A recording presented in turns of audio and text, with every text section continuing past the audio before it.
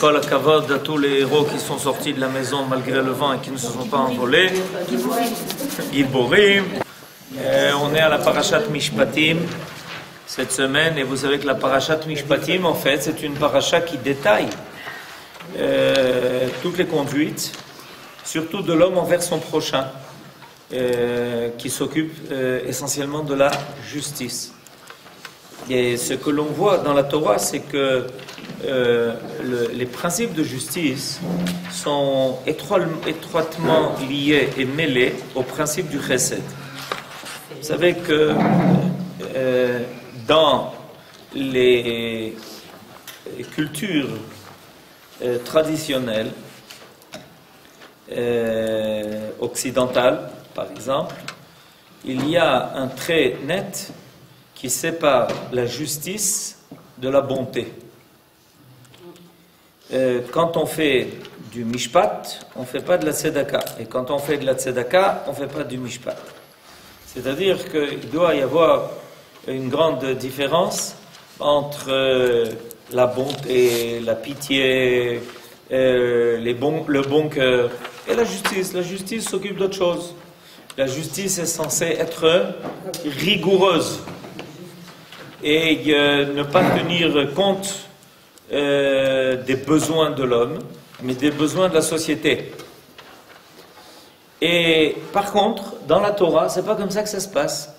Et dans la Torah, on va trouver d'une part des principes, évidemment, du mishpat, mais on va trouver en même temps des principes de chesed. Alors aujourd'hui, on va étudier un exemple de ça. Pour ça, on va prendre dans le chapitre Kaf Bet 22, les versets 24, 25 et 26. Vous les avez sous vos yeux. Im kesef talve et ami, et ani imach, lo tiye lo kenoshe, lo tesimun alav neshech. Im chavol tachbol salmat reecha, ad bo hashemesh teshivenu lo. Ki iksuto, levada, isimlato leoro, bame yishkav, ve'aya, kin yitzak elai, ve'shamati, ki hanun ani. Alors de quoi s'agit-il? Il s'agit d'une des choses qui est un des paramètres les plus importants de l'économie, le système du prêt. Parce que la banque fait du matin au soir et du matin au soir. Et là, on a des règles importantes concernant précisément le système du prêt. Les versets nous disent en français: si tu prêtes de l'argent à quelqu'un de mon peuple, au pauvre qui est avec toi, ne sois point à son égard comme un créancier. Tu prêtes, mais tu ne peux pas être son créancier. C'est intéressant ça. Déjà, la Torah ici nous lance une grande interpellation. Bien qu'on soit prêteur, on n'est pas créancier. C'est intéressant, d'accord? N'exigez point de lui des intérêts. Opa. Si tu saisis comme gage le manteau de ton prochain, au soleil couchant, tu devras le lui rendre. Car c'est là sa seule couverture. C'est le vêtement de son corps. Comment abritera-t-il son sommeil? Or, s'il se plaint à moi, je l'écouterai, car je suis compatissant. Alors, regardez. On trouve ici, dans ces trois versets, exactement ce dont j'ai parlé tout à l'heure, c'est-à-dire le point de rencontre entre, d'une part, ce qui paraît être normal, quelqu'un a des biens, quelqu'un a de l'argent, il fait des prêts, kol hakavod que tu sois prêt à faire des prêts. Mais, de notre côté, la Torah vient tout d'un coup en te disant: mais attention, attention, attention, si tu es prêteur, il y a énormément d'exigences de ta part. Premièrement, tu ne dois pas prendre d'intérêt. Et alors quoi? Mon argent, il va dormir sans rien rapporter? Oui. Pourquoi? Parce que c'est du chesed. Mais ce n'est pas économique. Nahon. Ce n'est pas économique, c'est du chesed. On exige de toi de faire du chesed. Ok.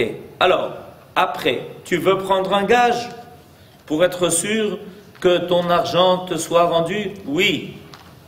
tu prends ton gage, mais n'oublie pas de le rendre. Alors à quoi ça sert? Vous vous rendez compte? C'est une justice très très particulière, c'est un système qui est très particulier à la Torah. Ça n'a rien à voir avec ce que on a connu et ce qui fixe habituellement les règles de rapports commerciaux entre les hommes. Parce que la Torah exige non seulement que les choses soient rentables, mais qu'elles soient aussi pleines de bonté. Et ça, si on comprend ça, on a compris toute l'intention de la Torah. Parce que l'intention de la Torah n'est pas que l'homme profite de ce monde, mais l'intention de la Torah est que l'homme soit bon. On serait plus exigeant vis-à-vis de celui qui prête que par rapport à celui qui ne prête pas. Et celui qui ne prête pas, si le pauvre en a besoin, prêter c'est mieux que donner de la tzedaka. Prêter est mieux que donner de la tzedaka. Pourquoi? Parce que ça respecte l'emprunteur. Exactement. Alors donc, on doit le faire de toutes les façons par principe de bonté. Et donc, il faut savoir, la Torah remet toujours l'homme sur les bons rails. Par exemple, notre paracha commence par la possibilité qu'un homme est un esclave. Qui tikne eved ivri. Si tu achètes un esclave juif, ça peut arriver. Mais il y a tellement d'exigences de la part de celui qui devient le propriétaire de l'esclave que la question de savoir qui est l'esclave et qui est le maître. C'est-à-dire que tu croyais que tu avais gagné dans l'affaire dans le fait que la Torah te permette l'esclavage, et un jour tu vas te retrouver tellement obligé vis-à-vis de l'esclave que tu vas te dire ça vaut pas le coup. Nachon, c'est bidiouk le but de la Torah. Le but de la Torah, c'est exactement le contraire de cet esprit qui veut toujours chercher quel est l'intérêt de l'homme. Non. Le but de la Torah, c'est que le monde soit ordonné de façon idéale. L'esclavage en lui-même est quelque chose de mal. Mais ça existe. Alors qu'est-ce que la Torah va faire? Eh bien, elle va récupérer les choses. Dans le monde, il y a des riches et il y a des pauvres. Nachon, ça existe. Et alors qu'est-ce qu'on peut faire? On peut faire que les riches aident les pauvres et ne pas les exploiter. Il a fallu une révolution qui a eu lieu il n'y a pas si longtemps que ça pour que l'exploitation s'arrête. Et encore, elle n'est pas complètement terminée. Mais en tout cas, dans le style où elle a existé pendant des centaines et des centaines et des centaines d'années, ça a pris à l'humanité des centaines et des centaines et des centaines d'années. Or, la Torah, depuis 3300 ans, Boker Tov, depuis 3300 ans, elle nous a mis depuis longtemps déjà sur ses rails, en nous habituant à être des gens bons, pas seulement honnêtes, mais des gens bons. Et ça, c'est important de le savoir. Pourquoi? Parce qu'il est clair que le monde ne se terminera que par la Torah. Regardez combien de temps ça prend à l'humanité pour essayer de développer un système économique et social qui soit bon et qui soit juste. Combien de temps ça prend? Et la Torah, depuis 3300 ans, nous a fixé des lois qui, déjà, il y a, à l'époque où l'humanité était en train de changer ses langes, que depuis longtemps déjà on connaissait tous ces principes et que le Ham Israël a grandi là-dessus. Il a grandi là-dessus. Et il a fallu une influence longue et difficile et qui n'est pas terminée pour que l'humanité prenne conscience des besoins de l'homme et qu'on ne fixe pas seulement les choses en fonction de l'intérêt de l'homme, mais en fonction du fait qu'on se doit de respecter l'homme qui a été créé à l'image de Dieu. Donc finalement, vous comprenez que la Torah est toujours en avance et que c'est elle qui a déjà tout ça inauguré et qui finira par clôturer aussi quand l'humanité sera suffisamment mûre pour rejoindre tout cela, elle finira par rejoindre Ki mitzion tetzeh Torah udvar Hashem miYerushalayim. Alors qu'est-ce que nous dit Munk de tout ça? C'est ce qu'on va voir maintenant. si tu saisis en gage. Le verset précédent qui traitait de la sauvegarde des intérêts du débiteur est suivi de notre phrase qui fait valoir les droits du créancier. Les garanties dont elle fait état reposent avant tout sur le gage, qu'il est en droit de s'assurer par voie judiciaire, dès que le délai de remboursement est arrivé sans que le débiteur ait payé. C'est-à-dire le principe du gage, c'est quoi? C'est que tu détiens un objet, que tu détiens quelque chose qui peut assurer que le remboursement du prêt soit fait. Et que si l'échéance du paiement est arrivée et que le débiteur ne soit pas en mesure de rembourser son prêt, alors le gage va servir de paiement. On est d'accord? Ce nantissement ne peut pas être constitué d'un objet de première nécessité. Premièrement, on ne peut pas prendre un objet de première nécessité pour ça. Indispensable à la vie individuelle, à celle de la famille ou à l'exercice de sa profession. Regardez déjà les limites. On ne peut pas prendre ça en gage. Si c'est un homme pauvre et que son gage est un objet dont il a besoin, il est prescrit de le lui rendre au moment où il en a besoin. On lui rend l'oreiller pour la nuit afin qu'il puisse l'avoir pour dormir, la charrue pour la journée afin qu'il puisse travailler. Tout ça c'est marqué dans la halakha. La question se pose alors de savoir à quoi ça sert. À quoi peut servir un gage qu'il faut rendre au débiteur chaque fois qu'il en a besoin et qu'on ne peut garder que lorsqu'il n'est d'aucune utilité pour le débiteur. C'est matzrik. C'est extraordinaire ce phénomène.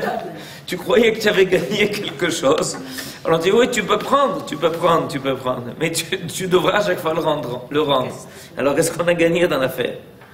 Alors le Talmud donne deux raisons à quand même ce droit de prendre un gage, bien que, en fait, on est engagé par le gage. On est engagé par le gage que l'on doit rendre sans arrêt à celui qui a fait l'emprunt. Premièrement, pour que la dette ne soit pas effacée par l'année de Shemitah. Alors ça c'est intéressant parce que ça nous concerne cette année. Vous savez qu'à la fin de cette année, c'est-à-dire la veille de Rosh Hashanah, c'est bientôt, à la fin de cette année, toutes les dettes s'annulent. Toutes les dettes s'annulent, à moins qu'on ait fait une procédure qui s'appelle prosboul et dont on parlera beaucoup plus tard, au mois de Elul. Ce n'est pas le moment encore. Sauf si la dette est accompagnée d'un gage. Si celui qui a fait l'emprunt a donné un gage au prêteur, alors la dette ne s'annule pas. Pourquoi ? Parce que le gage est considéré comme si la dette avait déjà été, le remboursement de la dette a déjà été enclenché. C'est plus une dette, c'est un échange. Hein? C'est plus une dette, c'est un échange. C'est plus une dette, c'est un échange. Tu payes, je te rembourse. Mais moi, j'ai déjà été remboursé. Tu veux prendre ton gage, il n'y a pas de problème, remboursement. Alors, donc, la première raison pour laquelle le gage a quand même une utilité, bien que tu dois le rendre sans arrêt, c'est que si par hasard,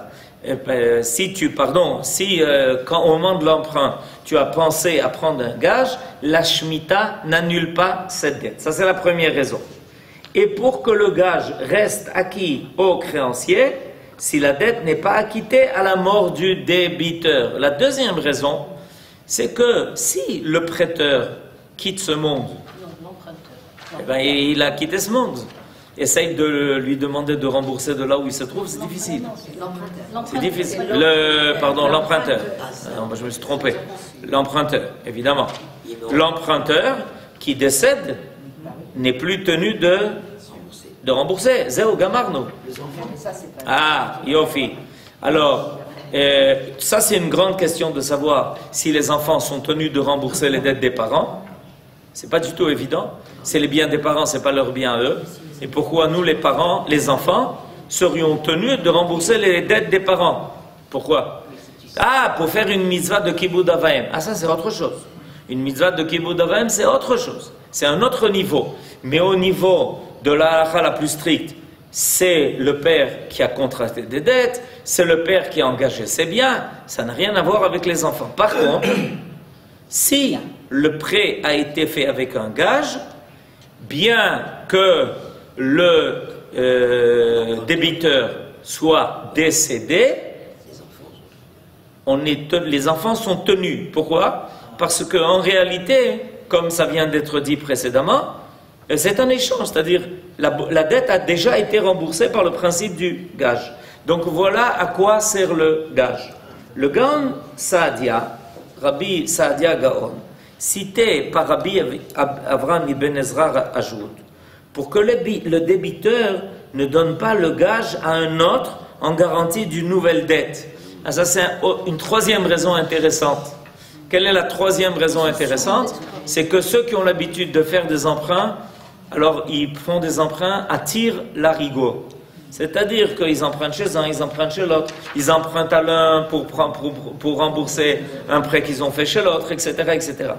Alors, si on n'avait pas un gage, alors ils pourraient à chaque fois faire comment dirais-je, l'exercice. J'ai entendu ça. J'ai entendu qu'il y a des gens qui font ça. Ils disent, t'inquiète pas, je te rembourse, et ils lui donnent quelque chose en gage. Ensuite, ils annulent. Par exemple, ils lui donnent un engagement. Ensuite, ils annulent leur engagement. Ils vont donner un engagement à l'autre. Et comme ça, ils travaillent avec tout le monde. 250 personnes qui sont autour d'eux et qui leur font des prêts. Alors, c'est ce que dit Rabbi Avraham ibn Ezra au nom du Rav Saadia Gaon. C'est qu'on prend un gage pour qu'il ne puisse pas se servir de cela pour aller contracter encore une dette ailleurs, etc., etc. Bon, ces dispositions nous montrent que la Torah n'est pas partiale dans l'attribution de faveur. Elle défend les droits du créancier et elle ne tient pas compte uniquement du débiteur. C'est-à-dire qu'on voit que la Torah a souci, d'une part, du prêteur, du débiteur. Et c'est pour ça qu'on est tenu sans arrêt de lui rendre le gage, que ce soit un vêtement dont il a besoin, que ce soit des ustensiles de cuisine dont il a besoin pour mener sa vie domestique. Sa vie domestique, aujourd'hui, on ne pourrait pas prendre un frigidaire. Ok, parce que c'est considéré comme un élément essentiel de la vie domestique. Ou même, on ne peut pas prendre son outil de travail. Exemple, une voiture à un chauffeur de taxi. Par exemple. Et pourtant, il doit de l'argent. Et sa voiture vaut beaucoup d'argent. Mais d'après le principe qu'on vient de souligner, il dit, mais sans ça, moi, je ne peux pas vivre. C'est mon travail. Alors, d'après ce principe-là, il faut lui rendre. Mais néanmoins, on trouve de notre côté que la Torah a quand même permis l'utilisation du gage dans le but d'assurer quand même certains droits en faveur du créancier, de celui qui prête l'argent, qui ne se trouve pas complètement démuni face à des gens qui n'arrêtent pas de prêter de l'argent sans rien rembourser, ou qui, par exemple, font le coup de dire « Ah, maintenant je sais, parce que j'étais à un cours, que l'année de Shemitah va annuler toutes les dettes, chaque jour il va faire un nouveau prêt. 365 prêts dans l'année, et à la fin de l'année, ça baba. » Pas le Shabbat quand même. Hein? Pas le Shabbat quand même. Ça dépend, il y en a que ça ne dérange pas. Est-ce qu'une lettre de reconnaissance peut-elle servir de gage? Voilà, je reconnais simplement avec une signature de voir la somme du temps. Le gage, non, c'est que... Ça ne sert pas de gage. Abraham, par contre, il faut savoir qu'il y a deux sortes de prêts selon la halakha. Il y a un prêt qui se fait verbalement, il y a un prêt qui se fait par écrit. C'est quoi la différence? Qu'il y a un contrat ou pas? Non, c'est une simple Non, attendez, je vous explique. Je vais exactement traiter de votre sujet. Si vous demandez à quelqu'un, dites-moi, tu as 1000 shekels à me prêter parce que j'ai un problème de fin de mois. Elle lui dit, ouais, pas de problème, tu fais un chèque, tu lui donnes 1000 shekels, et puis tu lui fais confiance pour qu'il te rembourse. Il dit, tu sais, dans un mois, tu tu reçois ton truc, ça s'appelle un prêt verbal. Par contre, à partir du moment où il y a une trace écrite de ce prêt, ça s'appelle Alva Birtav, et les conditions changent. Au niveau de la halakha, les conditions sont tout à fait différentes. Par exemple, je donne un exemple qui fait que les conditions sont, vous allez voir que les conditions sont différentes. Quand un prêt est fait par écrit, c'est-à-dire qu'il y a une reconnaissance par écrit de l'emprunteur envers le prêteur qu'il a emprunté quelque chose, tous les biens de l'emprunteur, sont subordonnés, Meshua Badim, ça se dit en hébreu, au remboursement du prêt.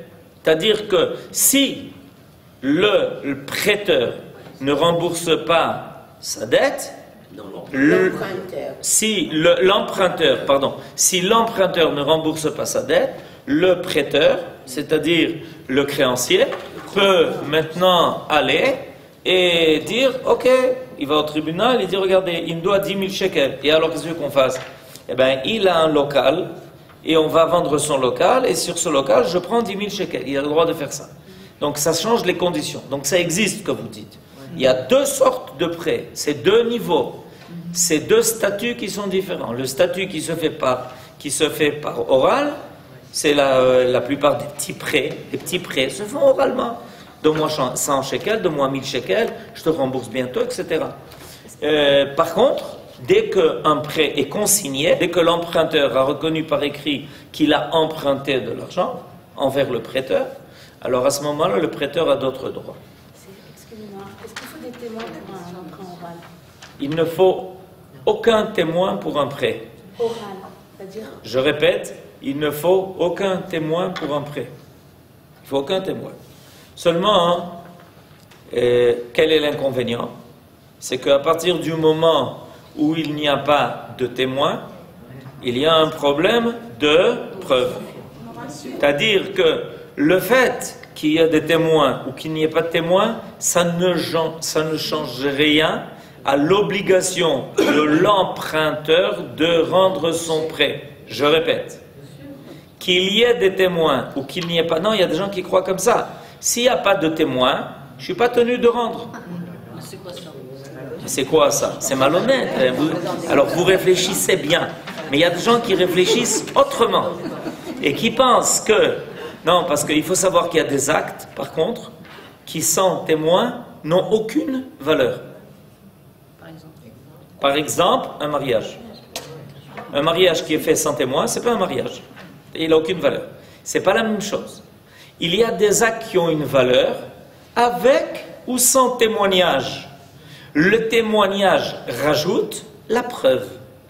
Mais ce n'est pas ce qui donne la force de l'acte. La force de l'acte se fait par l'acte lui-même. C'est-à-dire à partir du moment où j'ai prêté à quelqu'un et que la personne a reçu de moi un emprunt, il est tenu de me le rendre. Qu'il y ait des témoins, qu'il n'y ait pas de témoins. Par contre, il y a des cas, il y a des actes, je viens de donner un exemple, il y en a d'autres, où sans témoignage, l'acte en lui-même ne vaut rien. Il a aucune valeur. Ok? On est d'accord.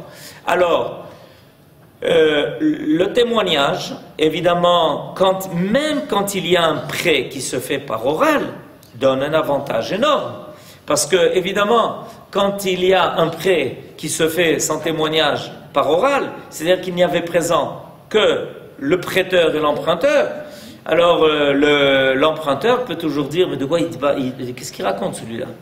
Il raconte n'importe quoi. Il dit que je lui dois de l'argent. Et il raconte n'importe quoi. Ou, autre possibilité, il dit que je lui dois 1000 shekels. C'est vrai, mais je lui ai remboursé. Ou, ça c'est des choses qui arrivent toutes les minutes. Toutes les minutes. Ou alors, c'est vrai, mais tu ne te rappelles pas que je t'ai déjà donné 500 shekels? On s'est rencontrés au super, et là-bas je t'ai déjà rencontré. Non, je ne me rappelle pas de ça. Alors on rentre dans toute cette problématique du fait que quand il n'y a pas de témoignage, non seulement il n'y a pas de preuve, mais il y a aussi des doutes qui se créent. C'est pour ça que les sages recommandent que ça ne se passe pas comme ça. que les choses se fassent avec témoignage ou avec écrit. Alors, au niveau d'un prêt qui se fait par écrit, en général, toujours le contrat se fait avec un témoignage qui est aussi écrit, pour que ça soit quelque chose qui est une valeur. Parce que n'importe qui peut aller écrire. Par exemple, Monsieur Cohen peut écrire une lettre. Dans la lettre, il a marqué « Monsieur Lévy me doit 1 million de shekels ». Il peut écrire. Est-ce que vous avez un problème d'écrire dans un ordinateur si vous êtes Monsieur Cohen que Monsieur Lévy vous doit 1 million de shekels? Si vous ne savez pas comment taper, je vous marque comment, je vous explique sur quelle lettre il faut taper. On peut écrire, on est d'accord? Et un jour, M. Cohen se présente avec ça chez M. Lévy, il dit, regarde, tu me dois 1 million de shekels. Il faut une khatima. Ah, il faut une khatima. C'est-à-dire que, qu'est-ce que le témoignage va faire? Le témoignage des témoins, il faut la khatima de l'emprunteur, et le témoignage des témoins va corroborer, c'est-à-dire va affirmer que ce qui a été fait, c'est bien fait. Parce que même quand il y a une signature, il y a encore une possibilité de prétendre que c'est vrai que moi, M. Lévy, que j'ai signé, mais j'ai signé en vue de l'emprunt. Oula. Vous vous rendez pas compte, mais c'est ce que vous faites à la banque toujours. Vous n'êtes pas conscient de ça? À la banque, vous signez tous les papiers et l'emprunt n'a pas encore été réalisé. Vous n'êtes pas d'accord? Vous n'avez pas l'habitude de ces affaires-là. C'est vrai. Moi, je le sais parce que je vois les gens qui... Vous signez tous les papiers à l'avance et seulement une fois que tous les papiers ont été signés à l'avance, on vous dira, maintenant, dans un mois, l'argent vous sera prêté, ou dans une semaine, ou dans 10 jours. Donc, vous avez... Ça peut arriver aussi entre deux hommes privés. Que M. Lévy a dit, Nachon, c'est vrai, on a préparé le contrat, j'ai bien signé, mais l'argent ne m'a jamais été donné. Alors, c'est bien que M. Cohen, il ait un contrat entre les mains, mais moi, j'ai jamais reçu cet argent. Alors, il faut qu'il prouve qu'il m'a transmis cet argent. C'est pour ça pourquoi j'ai donné tous ces exemples, pour bien expliquer pourquoi on a besoin de témoignages. On a besoin de témoignages comme preuve, mais c'est pas ça qui fait. Et si effectivement M. Cohen a donné à M. Lévy l'argent, M. Lévy est tenu de rendre l'argent, qu'il y ait des témoins, qu'il n'y ait pas de témoins, qu'il y ait une signature, qu'il n'y ait pas de signature. Ça ne change rien du tout. L'acte est un acte en lui-même qui ne dépend pas de la preuve des témoins. La preuve des témoins, c'est quand il y a des conflits. Pourquoi est-ce qu'on a besoin du témoignage? Quand il y a des conflits. S'il n'y a pas de conflit, et que tout le monde est honnête, et que tout le monde est droit, et que tout le monde a la bonne mémoire, et n'a pas entre-temps oublié, ce qui arrive dans tous les cas, alors, dans beaucoup de cas, souvent, alors on n'a pas besoin de témoins. Les témoins sont pour ça. Ok? Est-ce que le témoin n'est pas un garant? Non, pas du tout. Le témoin, il est garant de rien. Le témoin, il est garant de dire, j'ai vu le prêt s'effectuer. Voilà ce que j'ai fait. On était témoin quand Lévy a reconnu devoir à M. Cohen 10 000 shekels. Voilà ce qu'on peut dire. Il y a une grande différence entre édoute et être garant. Ça s'appelle arev. C'est assourd d'être garant, non? Hein? C'est assourd d'être garant? Non, c'est pas assourd d'être garant. C'est assourd pour les Talmidei Chachamim. C'est dangereux. C'est dangereux. Comment se fait-il qu'on rend responsable des témoins quand l'emprunteur n'a pas remboursé? Non. Non, pas des témoins, des garants. Pas du tout, non. Monsieur Zermati, ça s'appelle pas des témoins, ça s'appelle des garants. Ça n'a rien à voir avec les témoins. Les témoins ne sont responsables de rien. Les témoins sont responsables. On leur demande, vous êtes témoin? Oui. On les interroge. C'est bien vous qui avez signé? Oui. C'est bien vous qui avez eu. Et vous avez bien vu la démarche du prêt? Oui. Vous parlez des garants. Autre chose. On peut convoquer, on dit, vous voulez recevoir le prêt, il n'y a pas de problème, vous recevrez le prêt, à condition que vous amenez des garants. Les garants, par leur signature, ne témoignent de rien. ils s'engagent à rembourser la dette si elle n'est pas payée. Ils sont pas témoins. Deux cas différents. C'est deux cas tout à fait différents, c'est deux statuts différents, c'est des lois tout à fait différentes. Il y a une loi du témoignage, il y a la loi du témoignage et la loi de ceux qui sont garants. Ce sont deux choses différentes. C'est pas en général les banques exigent, c'est pas des témoins. La banque n'exige pas du tout de témoins. Elle exige des garants. Et c'est autre chose tout à fait. Voilà, alors aujourd'hui on a parlé de quelques règles importantes qui nous font prendre conscience comment la Torah est d'une justice parfaite, parce qu'elle réunit d'une part les obligations de l'individu, mais en même temps la nécessité d'être quelqu'un de bon. Amen, Kenny Ratsa.